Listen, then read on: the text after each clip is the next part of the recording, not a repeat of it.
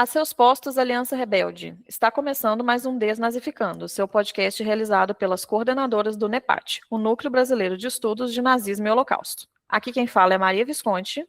Aqui é a Ana Viana. E aqui é a Bárbara Deotti. E hoje nós vamos falar sobre um tema que nos causa muito orgulho, mas que a gente nunca falou aqui no podcast com profundidade, né? O curso que a gente fez com o financiamento que a gente recebeu da Holocaust Educational Foundation da Northwest University em 2022 e 2023. A gente foi lá fazer o Summer Institute on Holocaust and Jewish Civilization, que é um curso oferecido pela Universidade de Northwestern, e ele acontece em Evanston, Illinois, nos Estados Unidos, há quase 20 anos, e é destinado a capacitar pesquisadores para desenvolverem currículos e projetos educacionais sobre o Holocausto. O objetivo desse curso, então, é fornecer meio que um background necessário para que o ensino do Holocausto não seja só factual, mas também ético e principalmente com apoio metodológico. Então, eu fui lá entre junho e julho de 2023, logo depois que eu terminei meu doutorado, e vou trazer um pouquinho sobre essa experiência, o que a gente aprendeu de interessante por lá. Vamos lá? Bom, gente, um pequeno disclaimer aí, a nível mais pessoal de informação, assim. Eu fui nos Estados Unidos para fazer o Summer Institute em junho e julho de 2023. Eu tinha acabado de defender a minha tese de doutorado no final de abril desse mesmo ano, né? Porém, em junho, eu já estava fazendo a transição de carreira e eu comecei a trabalhar numa empresa de tecnologia, que é onde eu trabalho até o presente momento, que é um banco, é uma fintech. Então, assim, enquanto eu estava fazendo as aulas, eu estava tendo que comparecer em reuniões, né, conhecer pessoas, começar a aprender um outro trabalho completamente diferente, que, como eu falei, é um banco, né, um banco digital, então, assim, não tem absolutamente nada a ver com o que eu estava fazendo até então na minha vida acadêmica, realmente foi uma migração de carreira. Então, assim, eu fiz questão de prestar muita atenção nas aulas, fazer muitas anotações, são essas anotações que são a base dessa pauta de hoje, mas eu confesso para vocês que foi um período muito difícil na minha vida, eu não aproveitei 100% do que eu poderia ter aproveitado, assim, primeiro porque eu estava exausta do doutorado, todo mundo aí que já passou por um doutorado vai saber do que eu estou falando, assim, terminar um doutorado realmente, parece que você vai morrer, assim, que, tipo, não tem nada depois que você termina, assim, sua vida parece que vai acabar. É muito cansativo, muito exaustivo, defender uma tese, assim, é um período muito, muito difícil. Então, teve esse primeiro momento, assim, de que eu estava muito exausta, muito cansada, eu estava com estafa do tema nazismo, inclusive, né, e teve, além disso, teve um segundo momento, né, um segundo problema, além do trabalho, né, que eu estava começando esse trabalho novo, mas assim, o segundo problema que eu tive era que a minha cachorrinha mais velha estava doente no Brasil, enquanto eu estava fazendo essas aulas.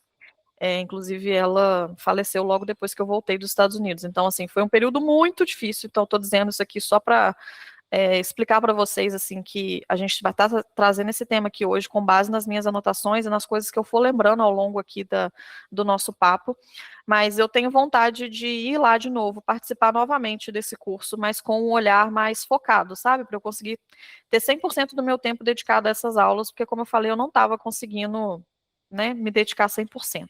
Mas, como eu falei também, eu fiz anotações, a pauta tá boa, pode confiar, então, assim, fiquem com a gente. Mas, bom, como eu mencionei no começo, o objetivo do Summer Institute, ele é um curso muito renomado, assim, como eu falei, tem mais de 20 anos. O objetivo dele é munir os professores, né, pesquisadores e pessoas que trabalham em instituições com ferramentas metodológicas e teóricas para aplicar nos projetos educacionais das suas instituições de origem. Então, ele é muito interessante por ser muito interdisciplinar, tanto no conteúdo, né, que eles apresentam, nos professores e até nos próprios alunos participantes desse curso. Na minha turma, por exemplo, tinha pessoas de história, sociologia, arte, cinema, tinha gente que trabalhava em museus, tinha gente com projetos educacionais paralelos, tinham mestrandos, tinham doutorandos, doutores, professores, assim, muita gente diferente, assim, e tornou o processo muito rico. Mas, contudo, entretanto, a gente já começa com uma crítica aqui, que é sobre a acessibilidade desse curso. Né? Por ele ser feito nos Estados Unidos e de forma presencial, a gente sabe que tem toda uma questão aí de conseguir o visto para entrar nos Estados Unidos, né? É um processo muito burocrático, é um processo caro, é um processo que não é nada acessível de maneira geral, é um processo que a universidade não banca. Então, assim, eu fui para lá financiada, né? Então, não paguei nada para fazer o curso, né, a passagem, a hospedagem, eu fiquei dentro da universidade, então estava tudo coberto, né, as refeições que você faz são dentro da universidade, também está tudo coberto pelo financiamento, mas o visto e o passaporte também, né, eu tive que pagar do nosso bolso, assim, né, o NEPAD teve que pagar do bolso, e como vocês sabem, é muito caro. Então, assim, na minha turma tinha uma pesquisadora da China, que passou por poucas e boas para conseguir participar, né, assim, ela passou por dificuldades talvez piores do que eu, mas por outro lado não tinha ninguém da América do Sul além de mim, assim, e assim, eles consideram, né, que, pessoas do Sul global, entre muitas aspas, tinha essa menina da China, tinha eu, e tinha uma mulher da Austrália, que a gente sabe que não é bem Sul global, né. Então, assim, isso é preocupante porque demonstra como que um dos maiores entraves que a gente tem no nosso processo de enriquecimento de conhecimento sobre holocaustos e questões metodológicas e da gente estar sempre atualizada, passa inevitavelmente por uma camada de acessibilidade dessa questão aí, entre muitas aspas, do sul global, né, que são esses países periféricos que têm todas essas dificuldades para poder participar desse tipo de atividade. Mas, bom, com esse pequeno disclaimer aí disfarçado de crítica, vamos começar falando então sobre o programa do curso, né? Como que o curso é estruturado. O Summer Institute dura geralmente 2 semanas. Ele tem aulas de segunda a sexta, onde cada aula tem a duração padrão de 1h30, né? De 90 minutos. O programa todo, né, todas as aulas, totalizou mais de 60 horas de atividades acadêmicas estruturadas, né, que são essas aulas que a gente assistiu, e trabalho de campo. Então, a gente tinha aula de manhã, de 9h15 até 12h30, a gente parava para o almoço, a gente retornava às 2 horas e ficávamos em aula até às 17 horas. E aí, um mês antes do curso começar, mais ou menos, eles mandaram uma lista de leituras prévias que cada professor tinha sugerido. Então, teoricamente, a gente tinha que ler algumas coisas antes da aula. E eu não consegui, já aviso aqui, que eu não consegui ler na maioria das vezes. E, inclusive, assim, é um volume muito grande de leitura. Eu acho até essa também uma crítica que eu tenho. Assim, eles mandam com acho que 20 dias antes do Summer Institute, eles mandam essa lista de leitura que cada professor sugere, e tem professores que mandam muita leitura, muita mesmo, assim, papo de mais de 1000 páginas. Então, assim, é complicado, né, considerando que tem várias aulas e várias matérias, né, entre aspas, é muita leitura, e como eu não estava mais dedicada full time a isso, eu não consegui ler tudo, né, mas enfim. Puxei aqui o cronograma das minhas anotações para poder falar para vocês como que foi.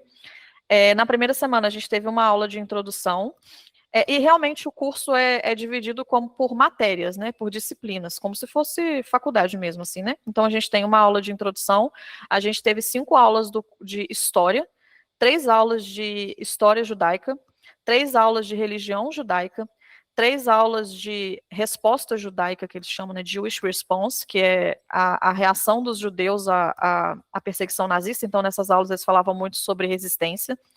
Aí, uma aula de US Response, que é a resposta dos Estados Unidos, e aí falou um pouco sobre os julgamentos, né, enfim, essa parte mais do pós-guerra, digamos assim. A gente teve uma aula sobre museus, uma aula que era um workshop para montar uma sílabus, sei lá como é que fala isso, syllabi, não sei como é que chama isso exatamente, mas enfim, basicamente um workshop para você montar É tipo um programa de curso, assim. programa de curso, isso, é um programa. Uma aula de programa, para você montar porque, como eu falei, né, o objetivo é que você pegue tudo que você aprendeu no Summer Institute e aplique na sua instituição de origem, né, na sua universidade, na sua instituição, no seu museu, sei lá, qualquer coisa. Então, assim, esse workshop era para você montar esse programa que você iria trazer para a sua instituição, né. A gente teve uma round table, que foi com os professores dessa primeira semana, então juntou, acho que 3 professores para falar sobre esses temas que eles tinham trazido. Na segunda semana, a gente teve 3 aulas de História da Arte, 2 aulas de Holocausto no Sul Global, uma aula de Intermarriage, que eu me lembro, assim, de que era uma aula falando muito sobre a relação de como que foi essa coisa do processo de destruição da cultura judaica como um todo, enfim, de como que foi as leis, né, que foram criadas para poder fazer a discriminação e tudo mais. A gente teve uma aula de tribunais pós-guerra, 2 aulas de geografia, 3 aulas de filme, 3 aulas de literatura, uma aula de pedagogia, e aí 2 round tables, né, 2 mesas redondas com os professores daquela semana, E mais o syllabus, sei lá como é que chama, o workshop de novo, né? Que teve 2 aulas para fazer esse programa da disciplina. Foi mais ou menos isso que rolou, mas a gente também teve uma atividade de campo nessas 2 semanas, que era uma visita obrigatória ao Illinois Holocaust Museum, que durou um sábado e foi praticamente o sábado inteiro, assim. Depois eu fui por conta própria também no Holocaust Memorial Museum, em Washington. Acho que valeria um episódio só para a gente falar desses 2 museus, porque teve bastante coisa, assim, interessante para discutir. Se vocês quiserem essa pauta, contem aqui para gente. E agora a gente vai falar um pouco mais sobre as aulas, né, para dar uma ideia do conteúdo para vocês. Eu selecionei aqui alguns temas das aulas para tratar, porque não dá para a gente falar sobre tudo, né, como vocês viram, eu trouxe aqui, teve muitas aulas de muitas coisas diferentes, mas eu trouxe uma seleção aí de perspectivas que eu acho que são mais, entre aspas, novas na historiografia sobre o Holocausto, no ensino sobre o Holocausto, né, principalmente para a gente aqui que não tem tanto acesso a esse tipo de discussão. Então, acho que vai ser legal também falar sobre isso.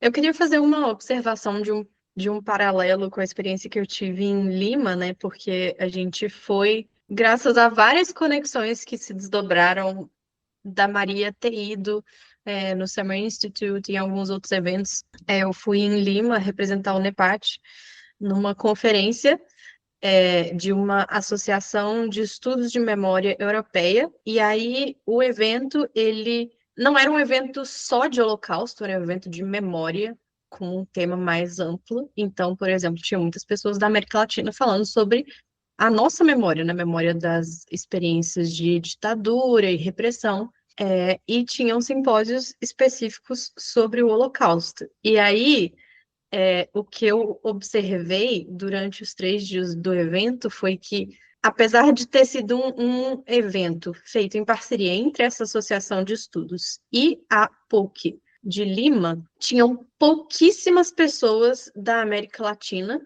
participando dos simpósios de Holocausto, né? Então, assim, pouquíssimos pesquisadores dessa área da América Latina aparecendo nesse evento, pouquíssimas pessoas tiveram espaço. Basicamente, as únicas outras pessoas da América Latina e de outros lugares, né, do sul global, assim, dessa periferia mundial, era eu e as outras pessoas da América Latina que estavam no mesmo simpósio, que era para falar de educação e memória do Holocausto na América Latina. Então, foi um simpósio pensado especificamente para isso. Nós éramos as únicas pessoas lá. Tipo assim, não tinha praticamente mais ninguém. Então, é meio louco isso, né? Tipo assim, o evento é aqui e mesmo assim a gente não está participando. Mesmo assim, a gente não tem esse acesso, assim. Mas uma coisa que eu fiquei, tipo assim, meio embasbacado com essa experiência foi que uma das outras palestrantes que assistiu o nosso simpósio, ela estava conversando comigo e depois falou, tipo, nossa, foi muito legal ver a apresentação de vocês, porque, tipo assim, vocês são pessoas com perspectiva nova, tipo assim, porque é sempre as mesmas pessoas que participam desse evento. Então, tipo assim, são sempre as mesmas pessoas. E aí o evento é aqui e a gente ainda assim não tá tendo acesso participando e eles ficam lá só falando com as mesmas pessoas, tipo assim, e aí depois todo mundo fala em estudos decoloniais, em perspectivas decoloniais, mas tipo assim, cadê na prática? E isso, tipo assim, porque algumas instituições de fato ainda fazem um esforço para tentar trazer gente de fora, né? Então, assim, a Holocaust Educational Foundation, né, faz esse esforço ativo, né? Pelo menos a gente já teve várias oportunidades por causa deles e outros pesquisadores também, mas ainda assim é muito pouco, né? Mesmo eles fazendo esse esforço, tipo assim, ainda assim, quando você vai olhar proporcionalmente, tipo, no evento que eu fui no Canadá, tinha eu e mais o Emanuel Carran, que é da Argentina, e só tinha eu do Brasil, e aí você pensa assim, mas tinha uma pessoa do Brasil. Gente, mas o Brasil é imenso, né? Quantas pessoas tinha da Alemanha? Sabe que é um país minúsculo. Tinha 50 pessoas da Alemanha lá, tinha 30 pessoas da Itália, tinha 800 pessoas dos Estados Unidos, e do Brasil tinha uma pessoa, tipo, cara, o Brasil é imenso. A Argentina, tinha uma pessoa da Argentina. É muito pouco, sabe, quando você vai olhar, mesmo quando tem um esforço para trazer as pessoas, ainda assim é muito pouco. Representado, Brasil, ó, resolvemos. Nossa, que ótimo. Que diversidade. E não é como se não fosse um tema relevante para a nossa realidade, né? Assim, então, eu acho que não apenas uma proporção em termos de números, né? Porque o Brasil é um país muito maior, mas também em termos de relevância, né? A gente está assistindo a um crescimento absurdo do neonazismo aqui, e é evidente que não é só isso, mas isso passa também por uma questão de acesso à informação, à educação, de formação dos profissionais que trabalham nessas áreas. Então, assim, não é como se não fizesse sentido brasileiros estarem lá. Faz todo sentido, né? Para além dos ganhos acadêmicos que isso tem para o próprio evento, né? Existe aí uma questão contextual muito forte, né? A gente sabe do quanto o neonazismo tem crescido em todos os lugares do mundo, inclusive na América Latina. Então, assim, agora mais do que nunca, né? Essas iniciativas de levar pessoas de outros lugares para debater esses temas tinham que estar sendo uma prioridade, né? Enfim. Bom, gente, mas após esse breve momento de revolta com a inacessibilidade alheia do conhecimento produzido no norte global, vamos falar um pouco sobre, enfim, as aulas, né, como a Maria tinha colocado. A aula de introdução, né, a Introduction do Summer Institute foi ministrada pela nossa queridíssima Sarah Cushman, né, a nossa grande patrona aqui do NEPAT, que já nos deu várias oportunidades. Beijo para a Sarah, sempre em nossos corações. Ela é historiadora e diretora do Holocaust Educational Foundation da Northwestern University. E essa parte, né, essa aula, essa parte do curso, ela focou tanto nas estratégias pedagógicas quanto também na complexa tarefa de tentar definir o Holocausto, né? Então, pensando aí uma perspectiva da dimensão emocional e dessas estratégias pedagógicas, a aula vai enfatizar justamente como o Holocausto é um tema emocionalmente exigente, né? Então, para você trabalhar com o Holocausto, né, isso vai demandar de você um emocional, porque é impossível você abordar genocídio e isso não acontecer, né? Algumas das estratégias que foram sugeridas para os educadores ao trabalhar com essas temáticas foram uma preparação dos alunos, né, pensando aí no quanto que é importante avisar antecipadamente que o conteúdo vai ser difícil, vai ser doloroso, vai ser muitas vezes deprimente, traumático, né, porque é necessário que esses alunos se preparem psicologicamente para terem um contato mesmo com esse tema. É essencial também que o professor esteja atento aos sentimentos dos alunos, né? Então, ele deve considerar não apenas que os alunos estão ali aprendendo, mas também que eles estão sentindo muitas coisas durante esse processo. Então, é essencial que exista uma atenção, né, um cuidado emocional nesse sentido. E a Sara também lembrou que os pesquisadores, né, ao terem contato com essas temáticas, podem, com o passar do tempo, se tornarem insensíveis ou, de certo modo, habituados ao horror, né? O contrário dos alunos que não são especialistas, né? Então, é muito importante sempre existir um trabalho de retomar essa sensibilidade, principalmente no momento em que você leva essa temática para pessoas que não estão habituadas com esse contato, né? Então, é essa retomada dessa sensibilidade para que você se sensibilize, né, inclusive com o sentimento desses alunos que estão naquele momento ali aprendendo, muitas vezes tendo contato com essas temáticas nessa intensidade pela primeira vez. E por fim, a ideia de fazer discussões guiadas, né? Então, ao invés de pensar em perguntas genéricas, né, as discussões em grupo, elas têm que ser orientadas por perguntas muito específicas, a fim de garantir que os alunos saibam exatamente o que eles têm que debater. Então, você direcionar esse debate é essencial para que ele seja produtivo, para que você consiga atingir os seus objetivos de aprendizagem em relação a esses alunos. Senão a coisa fica meio flutuando, né, em meio a todo esse horror, e você não consegue, de fato, trabalhar aqueles temas que são considerados como os mais pertinentes dentro do curso que foi proposto. A segunda questão, né, que foi colocada, então, foi sobre a definição do Holocausto, né? Então, tentar criar uma definição concisa, mas abrangente do Holocausto pode ser muito desafiador.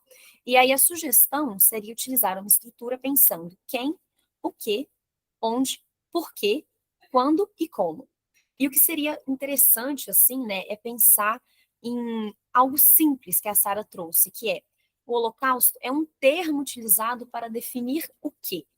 Então, pensar em um termo, não em um evento, né, abre muito a nossa cabeça quando a gente quer tentar definir, né, a complexidade que foi o Holocausto. E a definição, né, que foi apresentada nesse curso, então, foi: o Holocausto é um termo usado para definir um genocídio perpetrado pelos nazistas na Alemanha e territórios ocupados durante a Segunda Guerra Mundial, entre 1942 e 1945, devido a razões coloniais e racistas, realizado por meio de engenharia social e tecnologias modernas, né? Então, essa seria a proposta de definição que foi trabalhada ao longo do curso. E a disciplina, por fim, então, propôs diversas questões para desconstruir uma ideia simplista do Holocausto com os estudantes. E algumas dessas questões foram a ideia do termo versus o evento, né? Então, o Holocausto deve ser visto como um nome adotado para descrever algo ou como um evento em si. E aí, já pensando no que a gente debateu, né, seria um termo adotado para descrever alguma coisa. A ideia de processo versus evento específico, então, o Holocausto é um genocídio pontual ou é um processo longo? A ideia das vítimas e perpetradores, então a gente tem que focar só em um grupo, os judeus, ou incluir outros, né? Foi feito apenas pelos nazistas ou também por outros colaboradores, pensando na complexificação do Holocausto. A geografia, então, qual foi o alcance real do Holocausto? A gente deve considerar apenas a Europa ou incluir também outras localidades, como o Norte da África, América Latina, em razão da imigração e do refúgio, que muitas vezes vai ser feito aqui. E, por fim, o marco temporal. Quando ele começa? Na ascensão do nazismo, em 1933, com o Putsch de Munique, né, o golpe da cervejaria nos anos 20, ou apenas na Conferência de Wannsee, que vai ser realizada em 1942, e é o momento em que explicitamente, né, opta-se pelo genocídio, pelo extermínio sistemático. E ele realmente termina em 1945 com a liberação dos campos. Essas foram algumas das questões que nortearam aqui as discussões na aula introdutória. E a aula vai incluir também uma dinâmica de análise crítica das definições de grandes instituições sobre o Holocausto, como o United States Holocaust Memorial Museum, o Yad Vashem, o Imperial War Museum e a própria Holocaust Educational Foundation, né, que estava ali ministrando aí essa atividade. E o objetivo disso era que os alunos conseguissem contestar essas definições oficiais e construir uma própria definição, exercitando aí o métier do historiador. E essa foi uma tarefa muito interessante, porque a gente acredita que pode ser de grande valia para os professores nos diversos níveis educacionais, né, desde a educação básica até o nível superior, fazer esse exercício de reflexão com os alunos, né? Então, pensar aí nessa definição, numa definição que cabe melhor ao longo do curso, ao longo dos trabalhos, né? Então, é um momento muito interessante para a gente construir conceitos e pensar também na aplicação desses conceitos em sala de aula, seja lá em qual nível de ensino você estiver. Eu achei muito interessante essa estrutura de tentar construir junto com os alunos as definições, assim, de você trazer uma definição inicial, trazer outras definições de outros lugares e tipo, ir construindo junto com os alunos por meio de uma análise mais crítica mesmo, que aí a gente pode usar essas perguntas que a Ana trouxe para nortear essa análise crítica, né? Então, assim, se você pegar várias definições e falar, tipo assim, o que você acha que talvez não esteja tão completo nessa definição? É o fato da gente estar tratando isso aqui como um genocídio pontual? Ou é o fato da gente estar focando só nas vítimas? Ou é o fato da gente estar tratando aqui o marco temporal de uma forma diferente? Então, assim, eu achei bem legal, pensando mesmo até em nível de ensino básico, assim, eu acho que é uma tarefa, uma dinâmica interessante de você usar na sala de aula, que talvez engaje bastante os alunos e que ajuda nesse processo de construção de um pensamento crítico com base em percepções deles, assim. Então, assim, talvez trazer um pouco em uma aula uma análise mais factual, não do Holocausto em si, né, mas assim, do regime nazista, da Segunda Guerra Mundial, que é geralmente esse o momento onde os professores trazem essa temática para os alunos, né, então você vai dar uma aula aí sobre a Segunda Guerra Mundial, sobre o regime nazista, sobre os regimes fascistas, e depois você ter esse momento de debate com os alunos para trazer um pouco mais de análise crítica. Eu achei bem interessante e acho que pode ser legal para quem está nos ouvindo aqui e é professor e trabalha com esses temas com os alunos e às vezes está um pouco sem saber como trazer esse tema de uma forma diferente e tal. E é um processo que traz debates que são muito novos na historiografia também, né? Porque essa questão, por exemplo, do marco temporal, de quando começa o Holocausto, é um debate na historiografia, né? Então é interessante trazer isso para os alunos, para eles também terem acesso a essas discussões e a gente não ficar preso a uma análise já muito antiga ou muito quadrada do que é o nazismo, o Holocausto, enfim. Então achei isso bem, bem legal, assim, do curso. Isso é excelente, né? A gente não necessariamente precisa, por exemplo, entrar nessa seara com os alunos de, olha, isso está sendo debatido pelos historiadores atualmente, mas eles vão conseguir participar de uma conversa que está acontecendo na própria disciplina, né? Essa questão, por exemplo, também do processo versus evento, né? Assim, não entender o Holocausto como esse evento totalizado, fechado, assim, mas sim é um longo processo que é complexo, que teve fases muito diferentes, e aí é uma forma muito mais interessante e produtiva de apresentar isso para os alunos do que só de uma forma expositiva, né? Até a questão da geografia também, por exemplo, a definição que eles apresentam já está muito mais atenta a essa questão da colonização e como que isso entra também no processo do Holocausto. E quando a gente vai pensar em ensinar isso fora, né, desse norte global, todos os nossos países passaram por experiências de colonização, aqui no Brasil, inclusive. Então, isso faz uma ponte muito mais interessante com a nossa realidade. Com certeza, eu acho que um dos ganhos dessa complexificação é justamente aí, né, em aproximar essa experiência histórica de uma realidade vivida pelos nossos países, né, que sofreram outros tipos de processo histórico. E pegando uma experiência que eu tive recentemente, assim, né, eu estava dando um curso de formação para os monitores de museu e eles, enfim, era um curso de formação histórico, né, eles têm que saber história para poder fazer a mediação do museu. E um dos temas que eu trabalhei foi justamente esse, assim, né? Eles não estavam conseguindo levar a sério e compreender a fundo o que significava o Holocausto, o que era a Segunda Guerra Mundial. Muitas vezes faziam piadas com temas extremamente sensíveis sem compreender, né, a profundidade desses temas. E aí o que eu tentei fazer com eles foi abrir o leque desse conceito de Holocausto, né? Para essa aula eu usei o conceito que está no site do United States Holocaust Memorial Museum, né, que eles pensam, né, o conceito de holocausto de 33 a 45, então eles são uma instituição que expande esse recorte temporal, né, para que esses alunos pudessem compreender o quão complexo foi o processo, como que foi feita a decisão pelo extermínio sistemático, quais eram esses objetivos, né, então trazer essa realidade histórica foi importante para eles entenderem a profundidade dessas decisões e trazer novos sujeitos também, porque muitas vezes, né, por meio desses outros sujeitos que não são sempre trabalhados, né, por exemplo, as populações negras coloniais, né, os LGBT, os ciganos, então trazer esses outros sujeitos fez com que eles pensassem assim, caramba, né,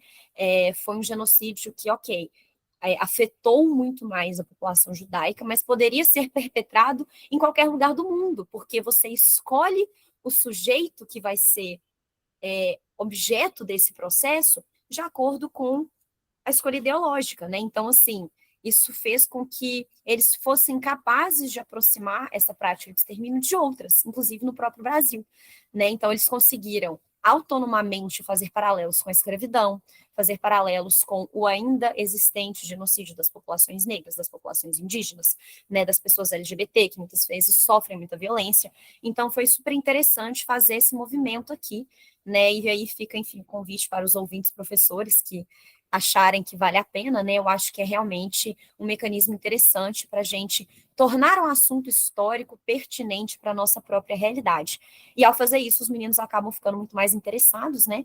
E se conscientizam muito mais sobre a crueldade desses processos, mas também a seriedade, né? Então, depois disso, eles nunca mais fizeram brincadeiras de Hitler e coisas afins, por exemplo.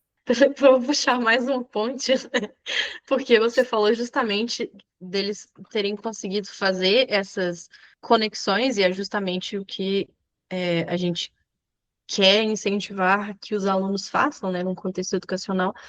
E então eu acho legal a observação sobre ajudar os alunos a se prepararem emocionalmente, não só para lidar com o Holocausto, que pode ser um tema muito pesado, mas também para de que forma essas conexões que a gente vai incentivar através, né, do pensamento crítico e do debate podem ressoar com eles, porque tem alunos que podem ter experiência com violência policial, com discriminação, com racismo, né, e como que a gente também vai trabalhar esses sentimentos de uma forma responsável para que os alunos tenham uma experiência educativa produtiva. E bom, já que estamos aqui na vibe da aproximação, né, com a nossa realidade histórica, agora a gente vai falar um pouquinho sobre o Holocausto na América Latina, né? Então, uma das partes mais altas desse curso foram as aulas da nossa querida amiga Yael Siman, que é professora de Ciências Sociais e Políticas na Universidade Ibero-Americana do México, e ela falou sobre o Holocausto no contexto do Sul Global.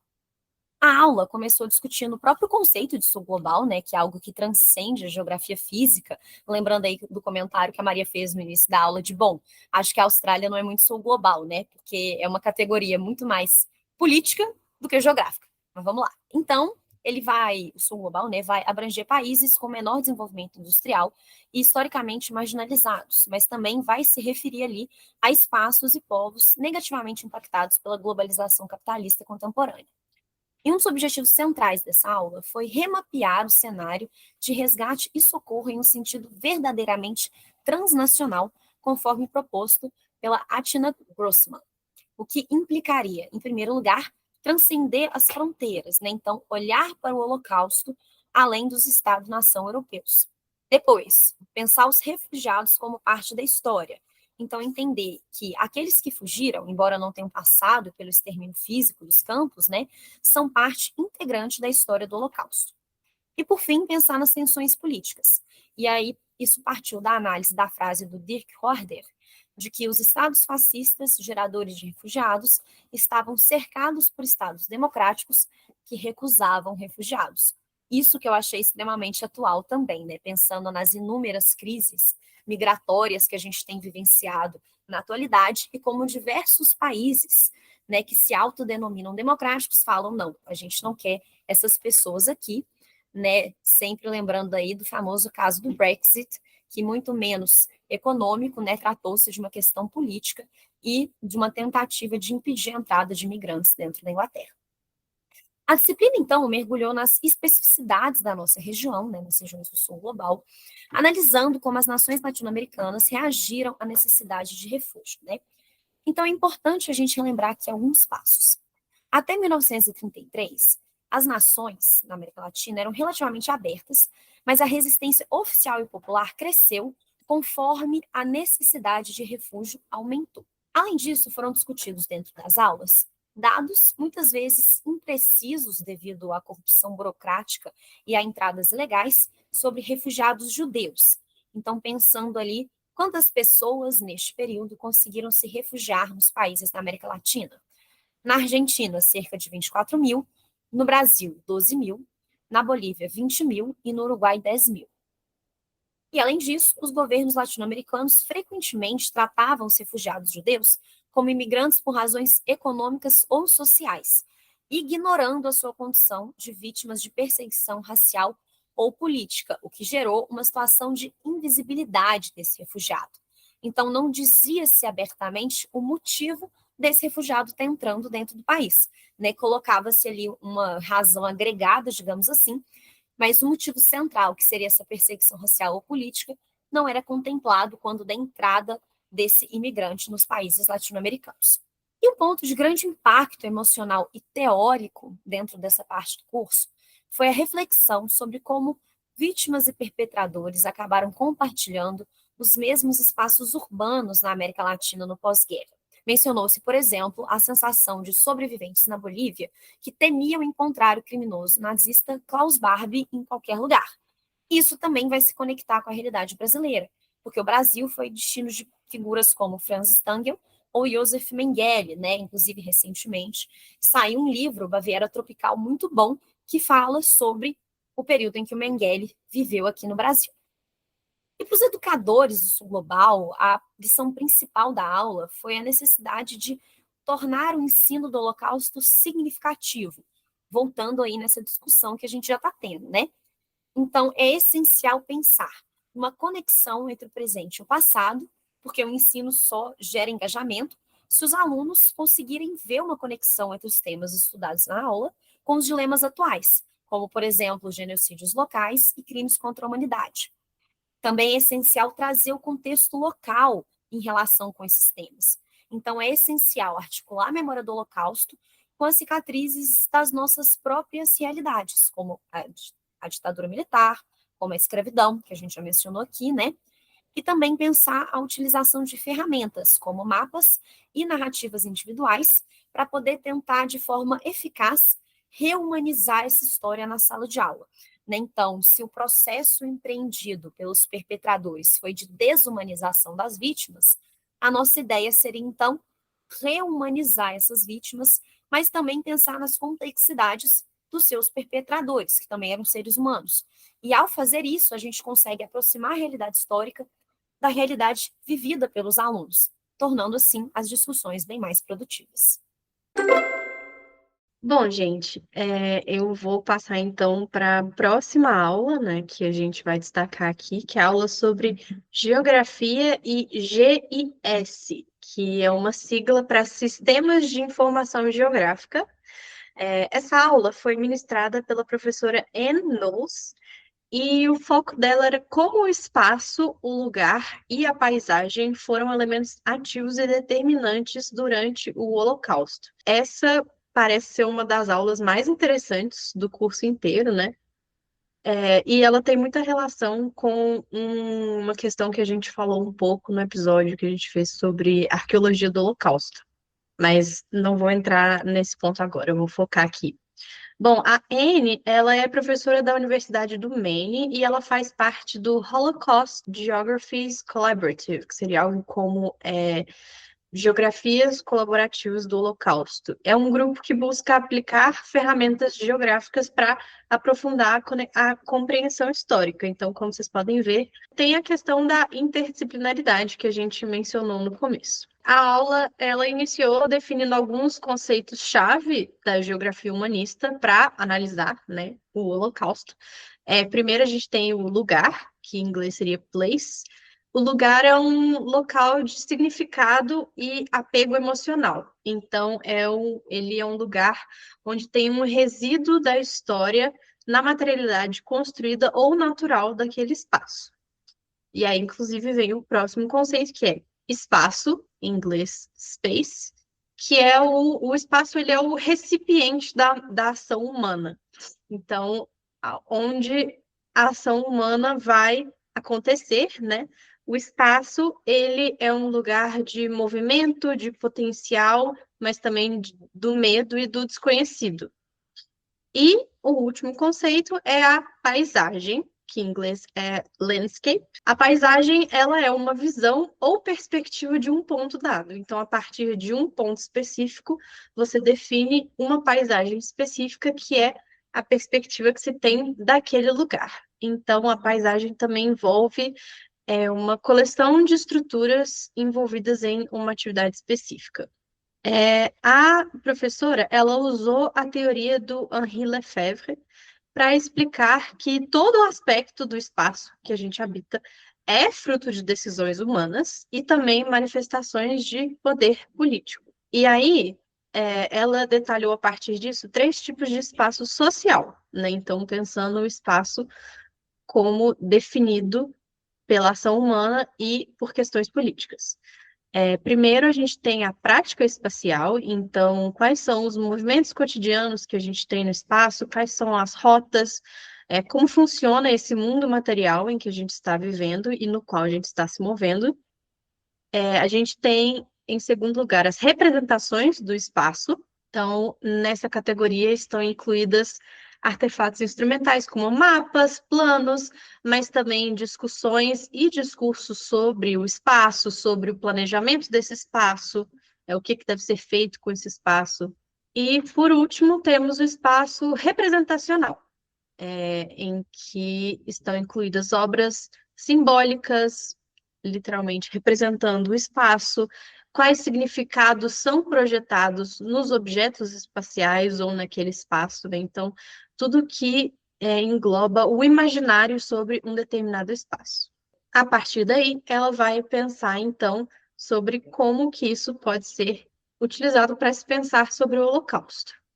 E na aula, ela fala sobre Auschwitz como um lugar que projeta uma sombra gigantesca na nossa compreensão do Holocausto. Mas, ao mesmo tempo, né, como a geografia desse local e de outros locais similares foi, por muito tempo, considerada um dado estático. Então, Auschwitz deixa de ser um lugar que, como qualquer outro, ele tem história e que passa por transformações e que está sujeito a perspectivas, né, diferentes e vira uma coisa estática, né, congelada no tempo. Então, uma das estratégias que ela usou para discutir essa questão foi pensar como é Auschwitz no, entre aspas, mundo normal, né? Então, a ideia dessa estratégia pedagógica é observar Auschwitz, por exemplo, usando o Google Earth ou fotos aéreas, né?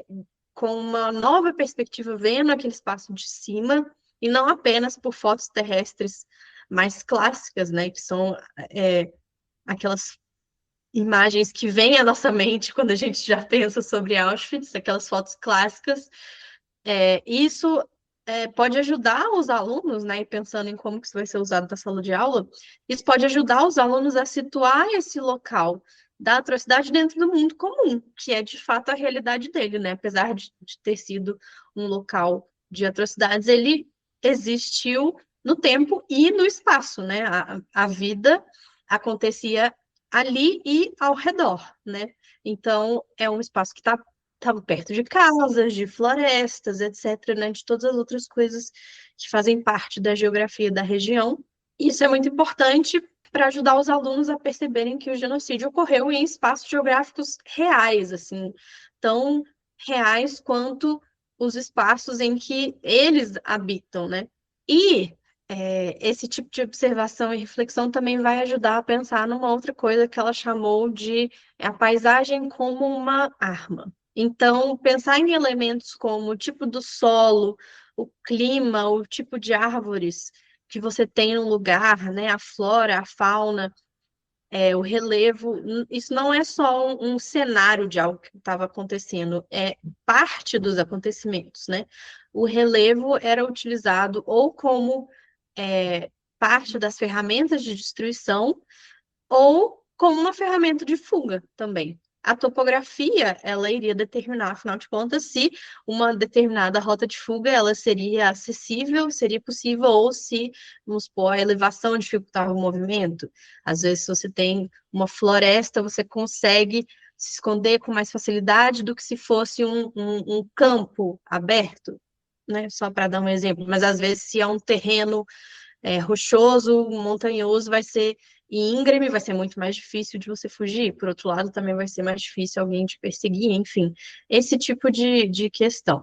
E aí, depois dessas discussões mais conceituais, ela foi apresentar o GIS, né, ou GIS, o Geographic Information System, que a gente falou mais atrás, que é o Sistema de Informação Geográfica.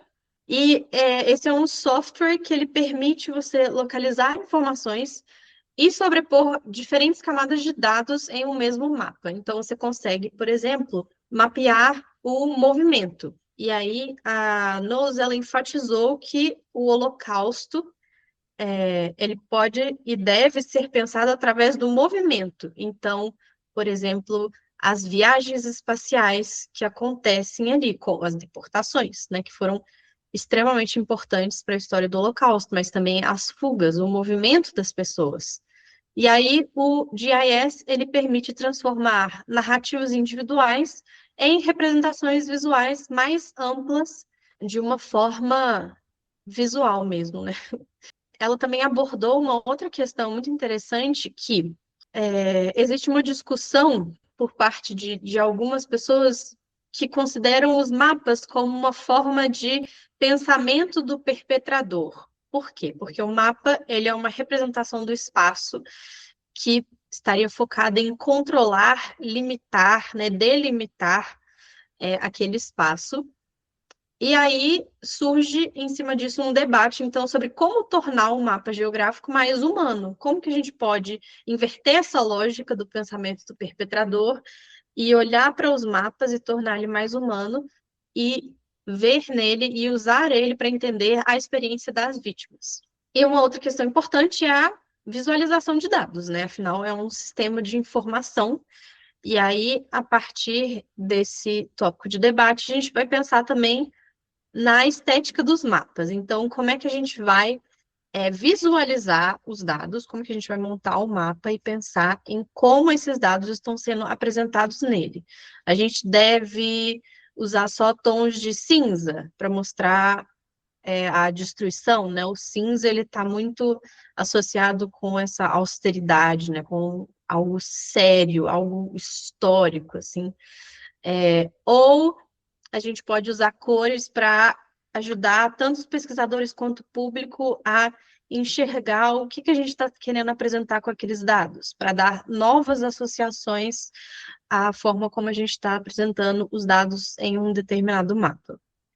Uma coisa que essa aula, essas aulas de geografia, acho que foram as que mais, tipo assim, explodiu o meu cérebro, porque eu nunca tinha parado para pensar, nunca na minha vida tinha parado para pensar em, tipo, vamos olhar para Auschwitz como um espaço onde as coisas aconteceram e as pessoas se movimentaram ali dentro e como que a própria geografia e topografia desse local fazia com que determinadas ações fossem possíveis ou não, e até pensando nisso na rota de fuga e tal. Então, isso realmente explodiu o meu cérebro. E aí, uma das atividades que ela trouxe para a gente foi realmente ela trouxe alguns mapas grandões, assim, enormes, e aí a gente tinha que sentar em grupo, no chão mesmo, e ir vendo, tipo assim, a rota de fuga de uma determinada pessoa, por onde que ela passava, como que tinha árvore, tinha pedra, tinha terra, o chão era poroso ou não era, se estivesse chovendo e não sei o quê. E aí isso dá realmente uma dimensão mais próxima mesmo próxima no sentido não proximidade histórica, né, mas proximidade física, de você conseguir talvez imaginar um pouco de como que era viver e habitar naquele espaço, o que tinha ali realmente, porque quando a gente está estudando sobre isso, a gente só pensa, né, tipo, Auschwitz, a gente pensa naquele espaço lá, né, de um campo de concentração onde é tudo aberto, aí tem umas casas, né, tipo uns prédios construídos ali, aí tem, enfim, a gente pensa, eu acho que talvez mais de forma mais industrial, assim, sabe? Tipo, o prédio, esse local onde acontecer tal coisa. Aí quando você vai olhar em volta do que era Auschwitz e de outros campos também, tem muita coisa rolando, né? Tipo assim, em volta, assim, né? A natureza tá ali em volta e, sei lá, é muito louco pensar sobre isso.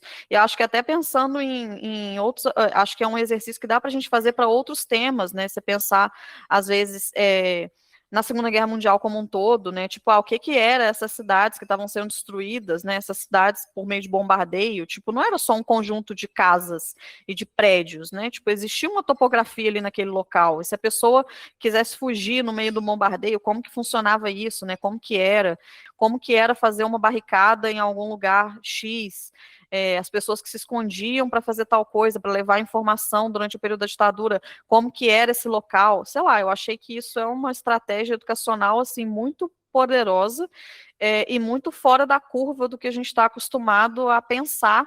É claro que aqui a gente está falando do Holocausto, mas eu acho que, tipo assim, para vários temas mesmo, assim, né? Tipo, realmente é uma outra chave de análise que a gente não pensa porque a gente é historiador, né? Realmente a gente não pensa sobre isso, mas eu acho que achei, assim, realmente abriu a minha cabeça demais. Pô, esse tema é muito surreal. Eu vou retomar, acho que a Bárbara já mencionou o nosso episódio sobre arqueologia do Holocausto, né? Quem ainda não ouviu, recomendo fortemente que vocês vão lá, porque foi mais ou menos o mesmo sentimento, assim, né? De você pensar em novas formas de estudar esse momento, esses acontecimentos agregados ao Holocausto, né, e todas as complexidades que eles têm, assim. E é uma forma de você encarar os processos muito diferente do que a gente está acostumado.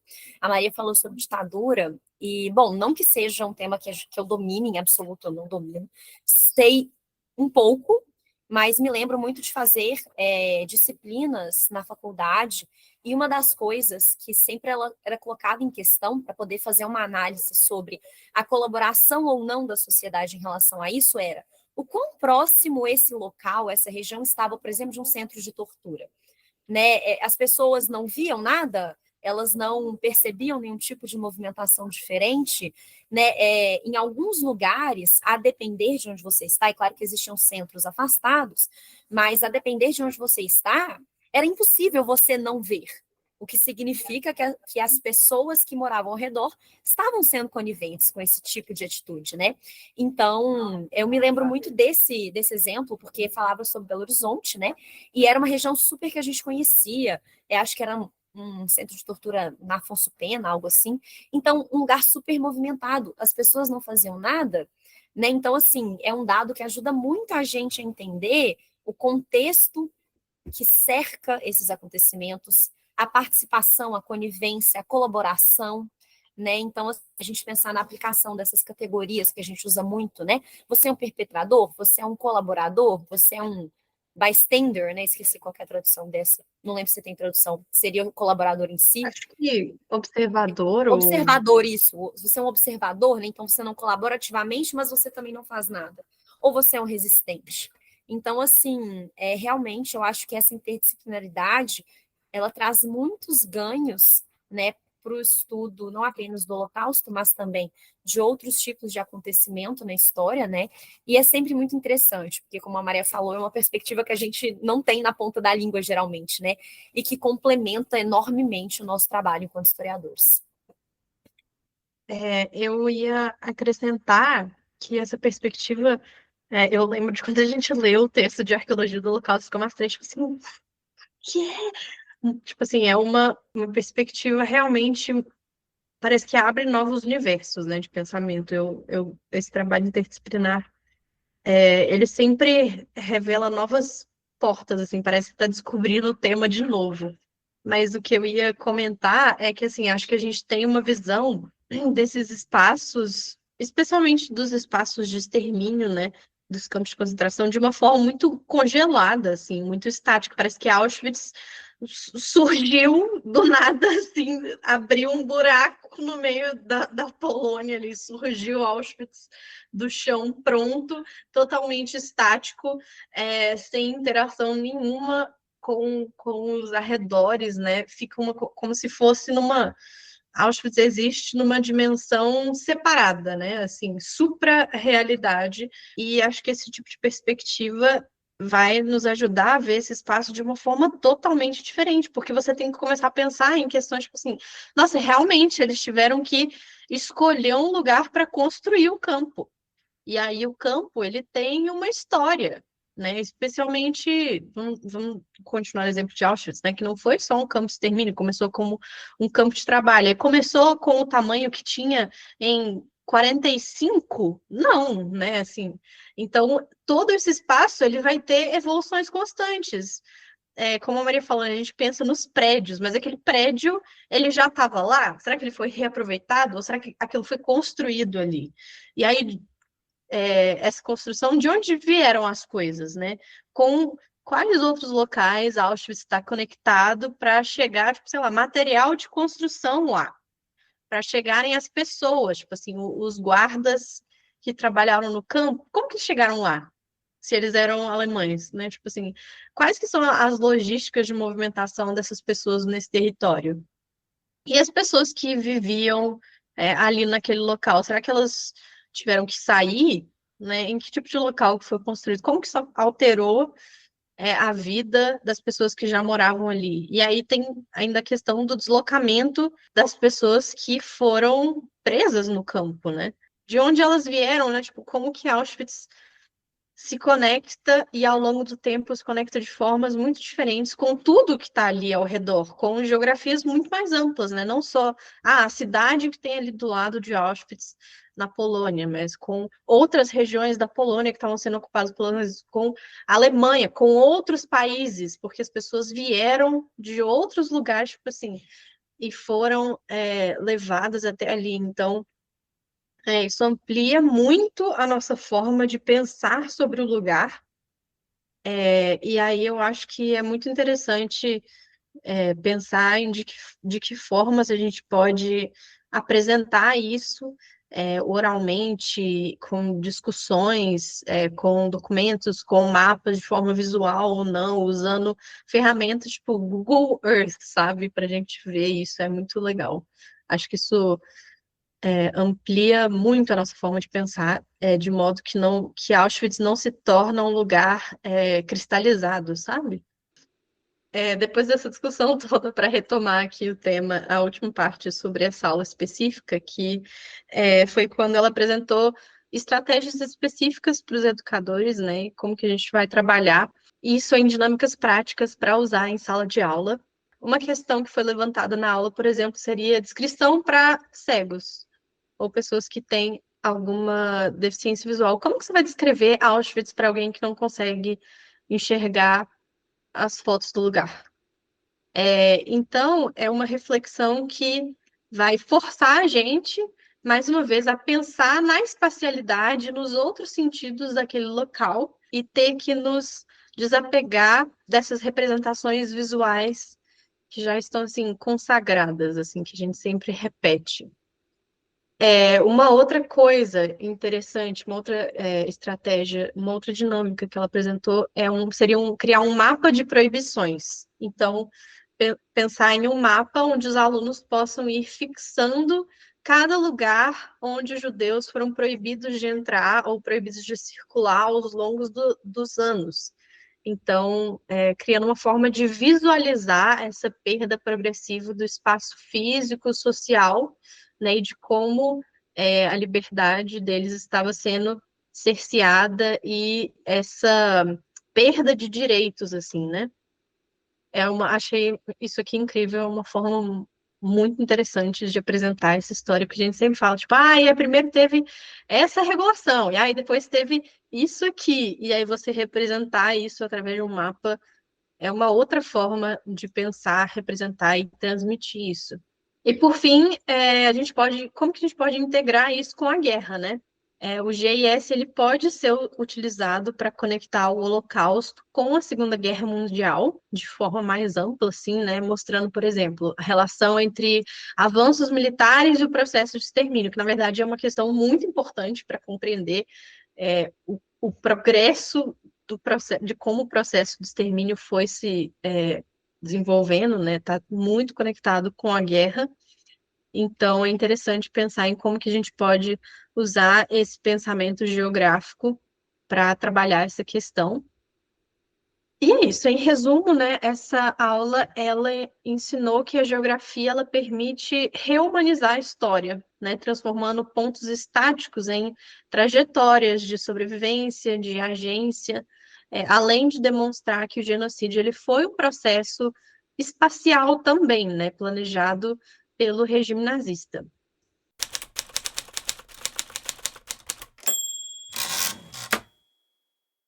Bom, gente, mudando um pouco de assunto aqui, eu vou falar um pouco agora sobre as aulas de História da Arte e Arquitetura. Elas foram ministradas pelo professor da Universidade de Duke, chamado Paul Jascott, e elas focaram em como a cultura visual e o ambiente construído foram ferramentas ativas de poder, de ideologia e de política durante o Terceiro Reich, né, durante o regime nazista, e também a sua memória posterior.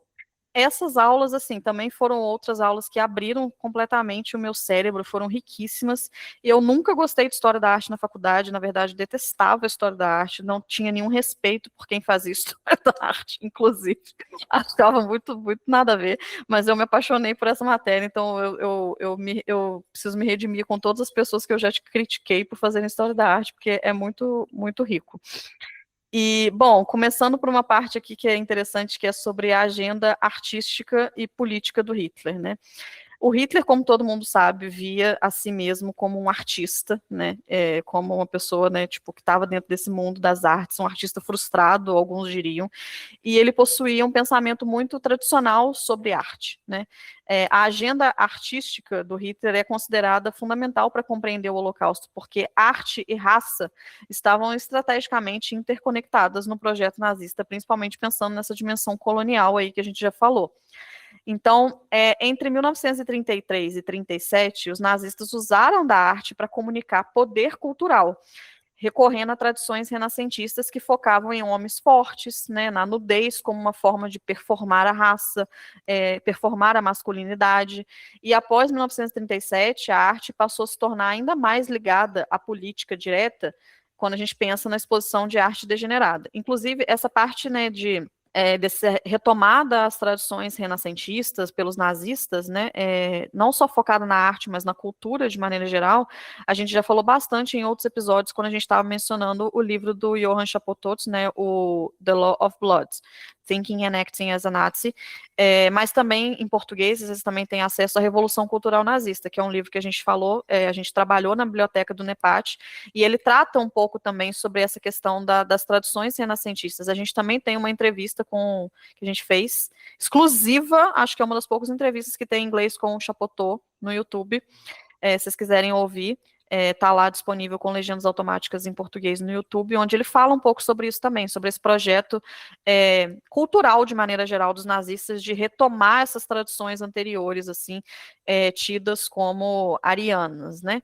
E aí, só pensando também, né, nesse retorno, essa coisa clássica, uma das coisas que a gente analisa, a gente não, né, mas as pessoas que estudam história da arte analisam, né, essa parte de como que Hitler favorecia formas e geometrias muito clássicas, né, que era uma tendência entre os líderes da década de 30, não só o Mussolini, né, que todo mundo sabe, mas também o próprio Stalin, e é uma aplicação desse classicismo numa ótica de supremacia racial germânica. Então, tudo isso o professor falou durante a aula, eu achei bem interessante.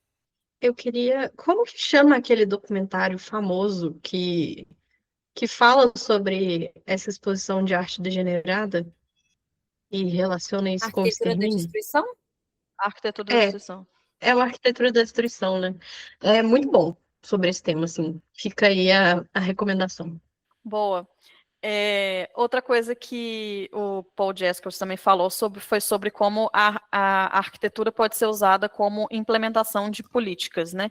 E aí a relação entre arquitetos e o Holocausto. Ele diferencia, o professor, política como o objetivo, né? E políticas no sentido de diretrizes, de implementação, como duas coisas diferentes, né? Argumentando, por exemplo, que os arquitetos foram fundamentais na execução dos objetivos nazistas. Por exemplo, a primeira sugestão para criar guetos em Berlim partiu de arquitetos, incluindo o Albert Speer, que foi julgado em Nuremberg, para resolver inicialmente problemas habitacionais gerados pelos planos de reconstrução urbana da cidade. E aí, de novo, também uma relação aí com essa questão da geografia, né?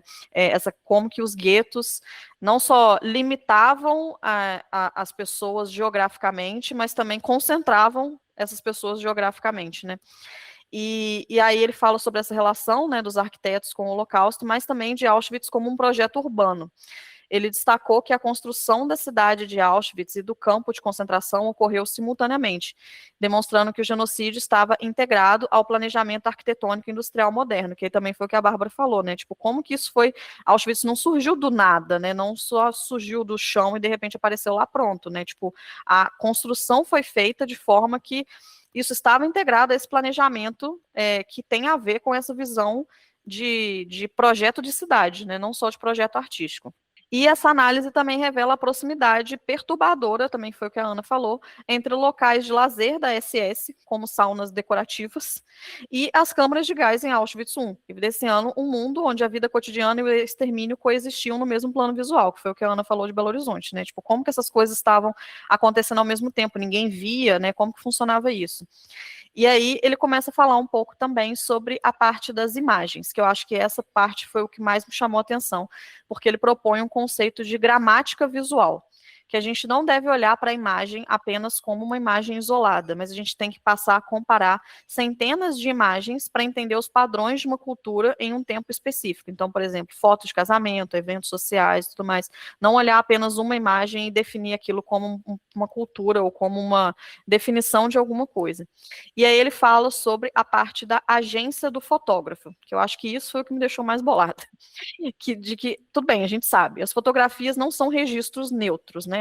Elas têm uma intenção, muitas vezes elas têm um projeto político. Mas, por exemplo, uma foto da SS, né, alguém tirando uma foto de membros da SS num campo de concentração, é uma imagem de triunfo, né? O objetivo daquela imagem é demonstrar, tipo, olha o nosso esquadrão aqui da SS, como somos todos muito fodas e tal. Mas fotos tiradas clandestinamente, por exemplo, podem ser consideradas atos de resistência. Então, quando você analisa o enquadramento e as margens de uma fotografia, você consegue começar a perceber a agência ou até o medo de quem tirou aquela foto. Então, uma das coisas que me marcou nessa aula foi que ele pegou uma fotografia que geralmente é colocada em livros de história sobre o Holocausto e tudo mais, e geralmente as pessoas cortam essa fotografia para ela ficar mais centralizada na página do livro mesmo, né? Só que quando ele pega a imagem toda e mostra, porque a imagem está fora de foco, ela é meio torta e tal, ele consegue demonstrar, tipo, quem que tirou essa foto, né? Ele era um Sonderkommando, então uma pessoa que está trabalhando ali para o regime nazista, mas que também é uma vítima, de certa maneira. Então, o fato da pessoa ter tirado aquela foto toda torta, sem enquadramento, meio borrada, é porque ela está tirando aquela foto clandestinamente, né? Ela está tirando aquilo ali para deixar um registro daquilo que estava acontecendo. E aí você conseguir enxergar esses pontos, né, de tipo, olha, aqui no cantinho dá para você ver uma parte do campo, aqui nesse cantinho dá para você perceber tal coisa, dá para você perceber pontos de resistência naquela ação simples de tirar uma foto, mas que quando você só corta a foto e coloca só um pedaço mais enquadrado, você perde essa agência da pessoa que tirou aquela foto, né? Eu achei isso muito, muito doido de se pensar, nunca tinha pensado sobre isso, assim, e achei muito legal. Enfim, ele também falou um pouco sobre elementos mais técnicos, né, da parte da fotografia, por exemplo, aquela famosa foto do menino do gueto de Varsóvia, né, que inclusive a gente já postou essa foto várias vezes, né, a forma como o menino está apresentado ali naquela foto, elas guiam o olhar do espectador para criar determinados impactos, né, algumas coisas que são mais planejadas, mas essa parte de pensar a agência, a foto como um ato de resistência em si, o que aquela foto está dizendo para a gente nas entrelinhas, digamos assim, eu achei muito legal. E aí ele fala um pouco também sobre as respostas artísticas no pós-guerra. E aí, como tudo, né, gente, a gente precisa pensar que a arte, tanto durante a guerra quanto no pós-guerra, reflete como a cultura escolhe lembrar daquele fenômeno, né? Então, a cada ano que a gente está repassando sobre a parte né? Tipo, o que a gente acha que é o Holocausto é a forma como a cultura está escolhendo lembrar daquele fenômeno. Isso também me lembra muito de outros episódios que a gente já falou sobre a Petra Hall, né? Onde ela fala sobre os filmes, as produções culturais de filmes que são feitas sobre o regime nazista, de como que isso é cuidadosamente escolhido para que eles sejam os vilões que a gente conhece e tudo mais. Enfim, não vou entrar nessa seara, mas é uma coisa que me lembrou. E aí, gente, uma coisa que ele trouxe de estratégicas pedagógicas para educadores, utilizando essa questão da pintura, da arte, da foto e tudo mais, é a própria interrogação da fonte, né? Então, mostrar para os alunos uma fonte, né, fotos, sem revelar o título original daquela foto, perguntando o que eles notam naquela composição, né, para que eles possam tentar descobrir o contexto histórico por meio daquela análise visual. Então, achei isso bem interessante, de você só mostrar uma foto, sem dar nenhuma explicação e pedir para eles irem construindo o que eles acham que aquela foto remete. E isso faz com que os alunos sejam meio que obrigados a usar a imaginação, né? Então, eles estão sendo incentivados a usar a imaginação e também o que eles já têm de conhecimento prévio para preencher lacunas e entender o que está no plano de fundo daquelas fotos, né? E também a experiência de memoriais. Ele trouxe muito sobre como que os memoriais são sempre... Os memoriais são construídos, né? Então, eles são uma necessidade que vem do presente, uma necessidade atual da gente comemorar ou da gente lembrar, criando frequentemente uma lacuna entre o local real e a representação estável do que se deseja transmitir. Então, uma coisa que foi muito falada no curso também foi sobre os próprios museus, né? Museus, de maneira geral, não só sobre o Holocausto, né? Mas eles são projetos do presente, né? Então, eles estão ali para fazer uma rememoração daquele passado, mas é com base no que a cultura está definindo como aquele passado naquele momento. Então, o projeto do United States Holocaust Museum, do que ele apresenta como o nazismo e como o Holocausto, é fruto de uma historiografia do momento em que ele foi construído, né? O que naquela época se dizia que era o Holocausto do regime nazista. Então, ele é um retrato meio que estável. É como se fosse pegasse os estudos sobre o tema e colocasse num prédio. E aquilo é o prédio, está estável ali. E aí já o de Illinois já é de uma outra época. Então é outro tipo de percepção sobre aquele fenômeno, né? Então, assim, de maneira geral, eu achei muito legal pensar, acho que tem muito a ver com o que a gente estava falando sobre geografia, né? De que as coisas não são cenários, né? Tipo, o Holocausto não aconteceu de forma que o que estava em volta eram apenas cenários. Tudo que estava ali em volta e dentro também eram instrumentos utilizados na opressão e eram instrumentos que eram utilizados para a resistência e também na construção da memória posterior. Então, acho que isso é uma maneira bem interessante da gente pensar também como que a gente apresenta esse tipo de fonte ou de discurso para os alunos em sala de aula. Me lembrou aquele livro da Wendy Lauer, que, bom, agora não é um livro novo, né? Porque já é de 2021, mas é um livro dela que chama A Ravina, e pelo que eu me lembro dela apresentando o livro, ela constrói toda a narrativa e a pesquisa do livro justamente em cima de reflexões sobre uma fotografia do extermínio na Ucrânia, em Babin Yar. Então, é bem interessante. Eu acho que nesse livro ela trata muito sobre essas reflexões em cima da fotografia, né? A agência da pessoa que está tirando a foto, essas questões de reflexão sobre a fotografia, assim. Infelizmente não tem tradução, mas... Bom, então vamos agora para a próxima aula, que foi sobre literatura. E essa aula foi ministrada pela queridíssima Erin McLaughlin, que é professora da Washington University. Gente, eu amo a Erin. Ela já participou de evento nosso, assim, ela também é uma querida.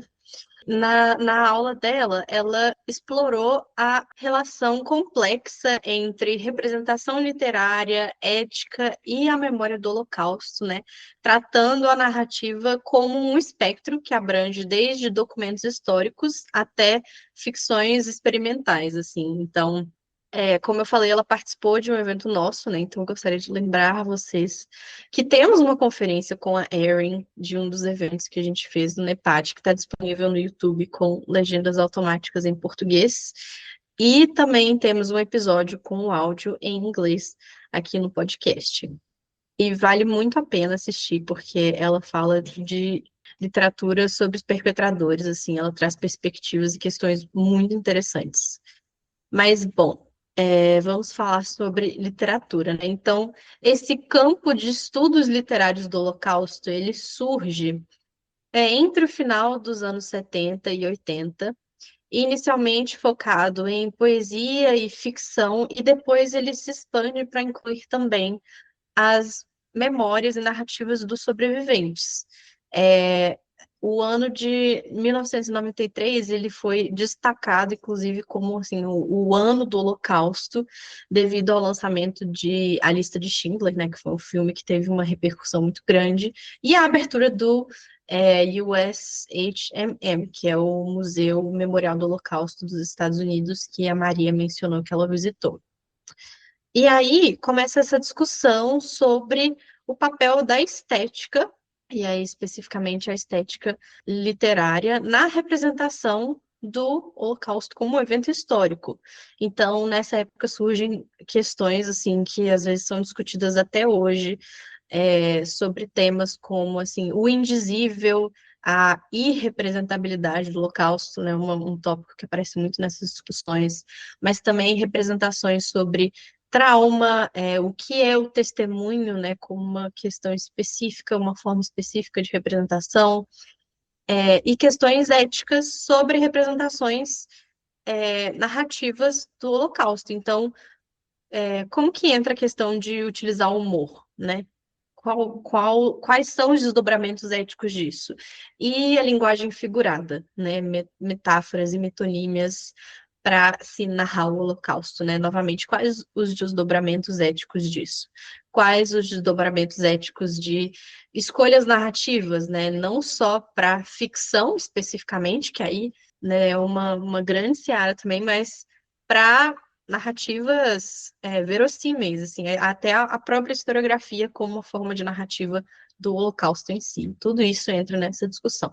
E aí, a Erin, ela falou de uma coisa que se chama Auschwitz Syndrome, que seria uma síndrome de Auschwitz, que está muito ligado a uma tendência que ocorre de centralizar toda a narrativa do Holocausto em Auschwitz, o que acaba marginalizando outras experiências fundamentais desse processo histórico, como a Operação Reinhard, que foi o Holocausto por balas na União Soviética, e também as vivências do Sudeste Europeu, né, de outras regiões da Europa que não o leste europeu, mais especificamente ali a Polônia e os países naquela e outros países naquela região.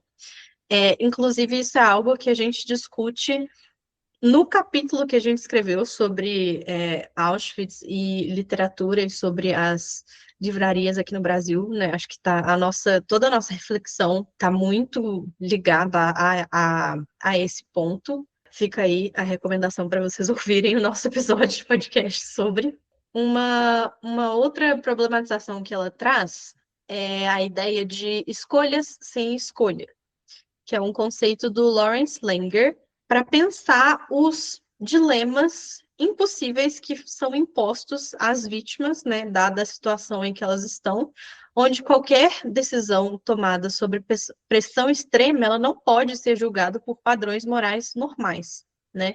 Então, a gente sempre lembra de uma coisa que o Primo Levi fala, né? Ele vai falar que quando ele vai escrever sobre Auschwitz, ele quer usar a palavra fome, mas para ele fome não, tipo assim, o significado normal que a gente tem dessa palavra, ele não consegue representar o que era a experiência de vivenciar a fome dentro do campo de concentração, né? Porque vai ser um extremo daquela experiência. Então, da mesma forma, a gente pode fazer um paralelo, né? E pensar que as experiências que as vítimas estão vivendo nessas situações, que são situações tão extremas de violência, elas fogem do padrão de normalidade da nossa vivência cotidiana, né? Então, a gente não consegue aplicar o mesmo pensamento que a gente tem sobre uma situação no cotidiano para uma experiência de violência e vitimização extrema. E uma outra problemática que ela trouxe é o efeito UFA, que é um termo que a própria Erin traz para descrever a sensação problemática de alívio que o leitor sente ao ler relatos de sobreviventes, né? Esperando assim esse momento em que eles estarão a salvo, porque a gente sabe que se a pessoa está escrevendo um testemunho, está escrevendo as memórias dela, ela sobreviveu àquela experiência, obviamente, senão ela não conseguiria deixar o testemunho dela. Então, a gente já lê com essa expectativa, né, querendo ou não, sendo isso consciente ou não, e aí o que ela problematiza é que isso pode mascarar a tragédia daqueles que não sobreviveram. Isso me lembra muito o Vidal Naquet, que ele fala que a verdadeira história dos campos de concentração é a experiência das pessoas que entraram na câmara de gás e morreram. E elas nunca vão conseguir falar disso, obviamente, né? A gente nunca vai ter um relato dessa experiência, porque, pelo próprio fato delas terem sido assassinadas, é impossível que elas falem sobre a sua experiência. E eu também queria mencionar mais uma vez a Petra Hall, porque ela discute muito essa questão da gente querer viver esses eventos de forma vicária, assim, né? Porque é algo que, mais uma vez, às vezes por estar tão distante da nossa realidade, ganha esse aspecto de ser algo exótico, e aí por isso é atraente. E a gente quer vivenciar isso sem ter que, de fato, vivenciar o que é a realidade por completo daquilo. A gente quer viver de uma forma vicária, assim, vivenciar o passado de uma forma turística. Então, acho que essa discussão, ela está pensando no regime nazista mais especificamente, mas eu acho que tem relação quando a gente vai falar sobre narrativas sobre o Holocausto especificamente. Uma outra problemática que ela traz, né, uma outra discussão, é o falar em nome de, né? Então, qual que é o dilema ético de textos que tentam falar por aqueles que morreram, né? Mais uma vez, a mesma questão que eu falei do Vidal Naquet, né? Que se você tem uma parte da experiência histórica daquele evento a morte, você nunca consegue testemunhar e representar aquilo, porque é uma experiência por si só que não deixa memórias e registros, né? Então, a Erin vai simplesmente pontuar para que a gente pense assim, né? A gente está tratando o sobrevivente como uma representação total do evento, mas na verdade tem uma parte muito grande daquele evento que, justamente pelo fato de ser um genocídio, não teve sobreviventes, né? Então, como que a gente vai pensar isso? Quais são as implicações éticas de tentar construir uma memória sobre essas pessoas que não sobreviveram? E as aulas, então, elas enfatizaram bastante, né, a diversidade de experiências do Holocausto, né, como eu trouxe aqui, a Erin abordou essa questão de ter um problema com essa centralização de tudo em Auschwitz, como se Auschwitz resumisse o Holocausto.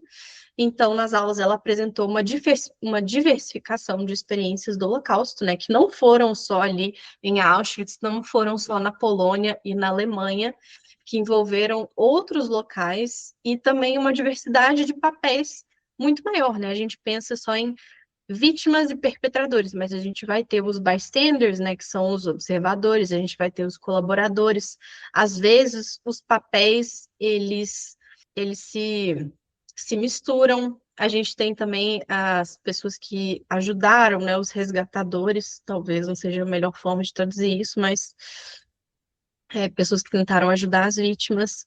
E vamos ter também uma diversidade de identidades, né, que vai desde a nacionalidade, do gênero, da classe social, da religião, entre muitas outras.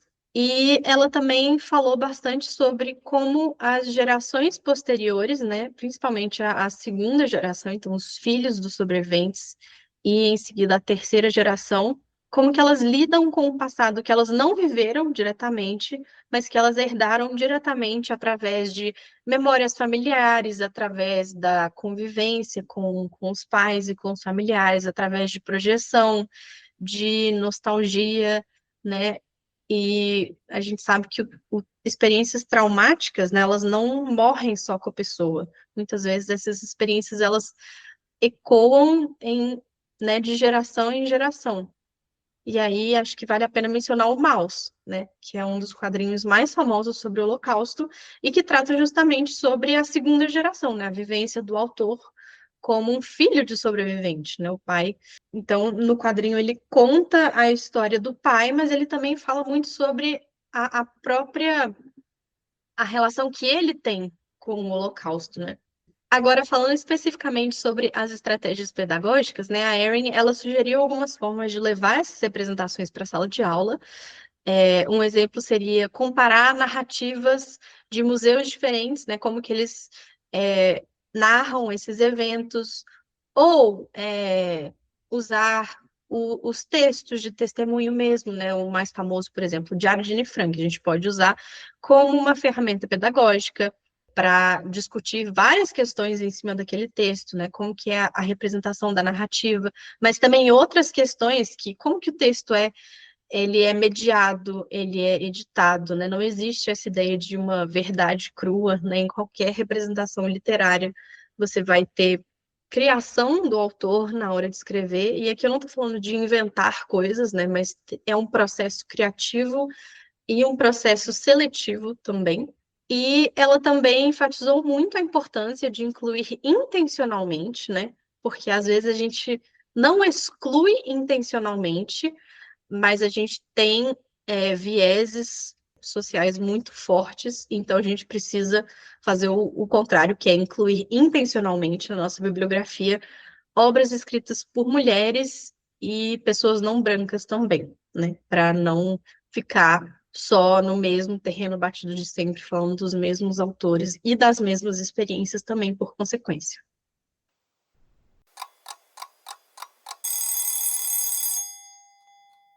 Bom, gente, é isso. Assim, eu quis trazer aqui com as meninas algumas das disciplinas, né, das matérias que eu fiz lá, que eu acho que mais chamaram atenção e que mais traziam aspectos que eu acho que são mais novos, não só na historiografia, mas nos estudos de Holocausto de maneira geral, mas também eu acho que perspectivas que ajudam a gente a tangibilizar isso para as nossas práticas pedagógicas no Brasil e em terrenos diversos. E aí pensando também não só professores de ensino básico, fundamental, mas professores que estão nas universidades ou professores tipo nós mesmas, né, que damos cursos livres, né, e coisas nesse sentido, e trazemos até no podcast, né, outras pautas educacionais.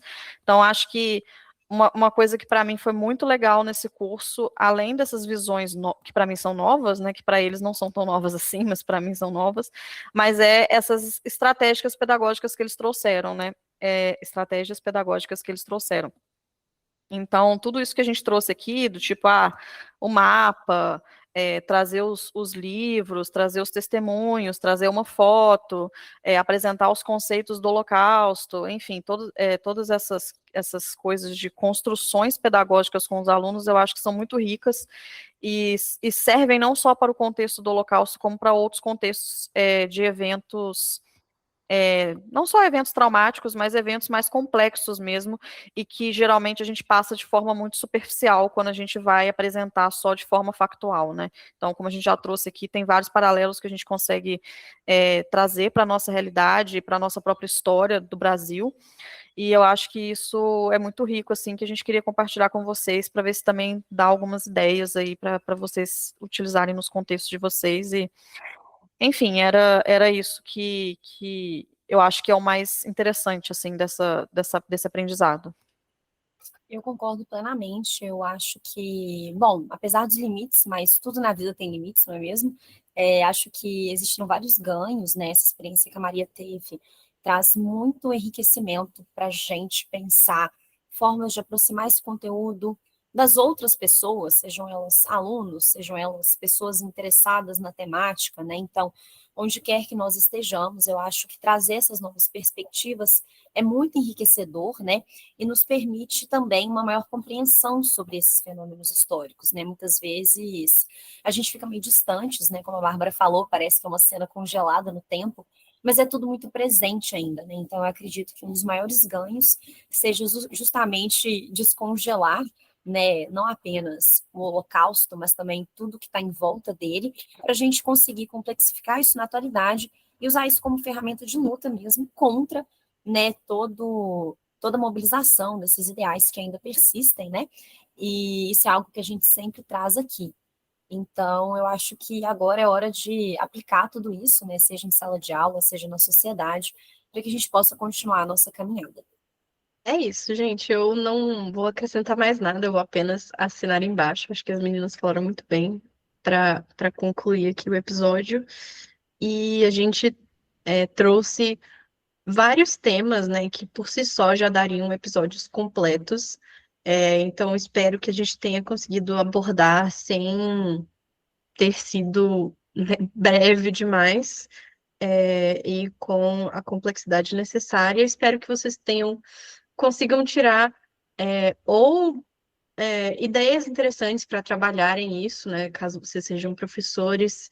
A gente falou muito sobre como essa interdisciplinaridade está aparecendo no campo acadêmico, mas isso é algo que pode ser feito nas escolas também, né? Vários professores podem fazer um trabalho interdisciplinar para lidar com esse tema ou outros temas com os alunos a partir de várias perspectivas. Então, você pode abordar um mesmo assunto na aula de história e na aula de literatura e na aula de geografia e afins, na aula de artes, enfim.